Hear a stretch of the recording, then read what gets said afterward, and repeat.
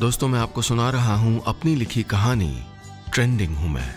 इस कहानी में अब तक आपने सुना प्रखर शुक्ला शहर के प्रतिष्ठित और बहुत ईमानदार पत्रकार हैं। उनका बेटा प्रतीक उनकी जानकारी के बिना एक ऐसी कंपनी में काम करने लगा है जो इंटरनेट पर किसी भी क्लाइंट के लिए नफरत या तारीफ दोनों फैलाने का काम करती है।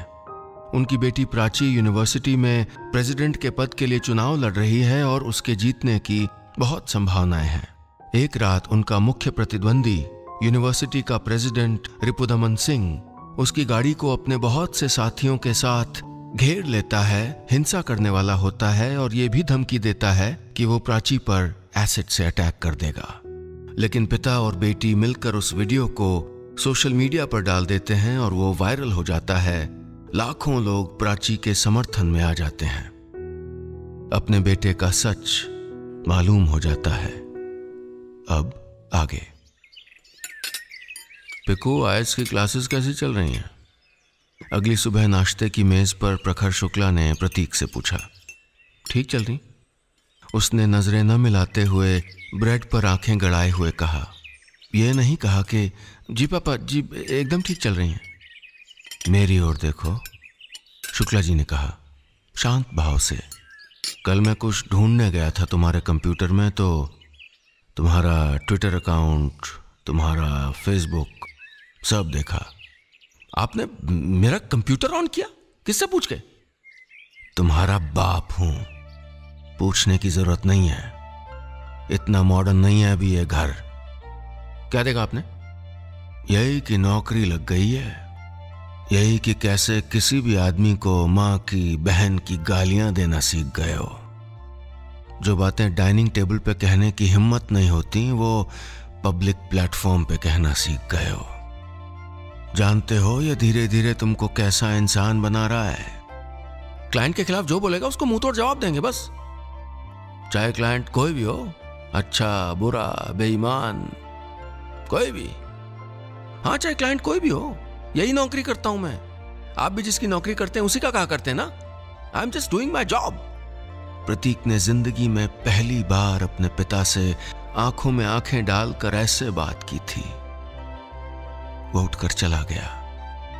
आधी खाई ब्रेड टेबल पर पड़ी रही। अगले पूरे दिन प्रखर शुक्ला एकदम खामोश रहे। टूट गए थे अंदर से।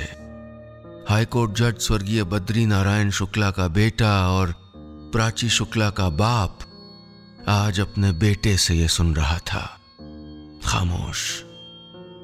पिताओं की खामोशी अपने दिल में बड़े गहरे राज छुपाए चलती है। पिताओं की खामोशी में पुरखों की प्रतिष्ठा की चट्टानें दरकने की धमक होती है। पिताओं की खामोशी में अच्छे पिता होने के अहंकार के टूटने का शोर होता है। पिताओं की खामोशी में नाराजगी होती है, तकलीफ होती है, घुटन होती है, शर्मिंदगी होती है, आंसू होते हैं, अहंकारी सवाल होते हैं। वो सवाल जो प्रखर शुक्ला की आंखों में आंखें डालकर बात करते हैं, ठीक वैसे जैसे उनके बेटे ने बात की थी। जवाब नहीं थे उनके पास। शहर के एक दूसरे कोने में प्रतीक के ऑफिस में आज भी किसी की तस्वीरें ढूंढी जा रही थीं। आज भी किसी के वीडियो बेहुदा ढंग से एडिट हो रहे थे। आज भी ट्विटर पर किसी क्लाइंट के विरोधियों को भद्दी भद्दी गालियां और उनसे घर आकर उनसे निपट लेने की धमकियां दी जा रही थीं। प्रखर शुक्ला के घर में हार की खामोशी थी। पिछली रात का बेटी की जीत का जश्न बेटे की जिंदगी बर्बाद होने के खामोश मातम में बदल गया था। उस घर की खामोशी उस दोपहर प्राची के कमरे के दरवाजे पर जोर जोर से भड़भड़ाने की आवाज से टूटी। देखिए तो गुड़िया दरवाजा नहीं खोल रही कितनी देर से। हमें तो घबराहट हो रही है, कुछ बोल भी नहीं रही है। प्राची की मां घबरा के बोली। जब तक शुक्ला जी पागलों की तरह दौड़कर उसके कमरे तक पहुंचे और दरवाजा तोड़ा, प्राची बिस्तर पर निढाल हो चुकी थी। उसके बाएं हाथ में एक मोबाइल फोन था जिस पर कोई वीडियो बार बार लूप में चल रहा था। उसके बाएं हाथ से कुछ दूर नींद की गोलियों की एक खाली शीशी पड़ी थी।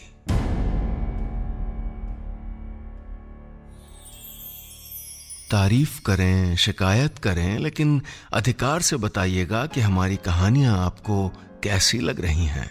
और हाँ, रोज ऐसी ही रोचक कहानियां सुनने के लिए सुनिए यादों का idiot box with Nilesh Mishra season 5 सिर्फ बिग FM पर।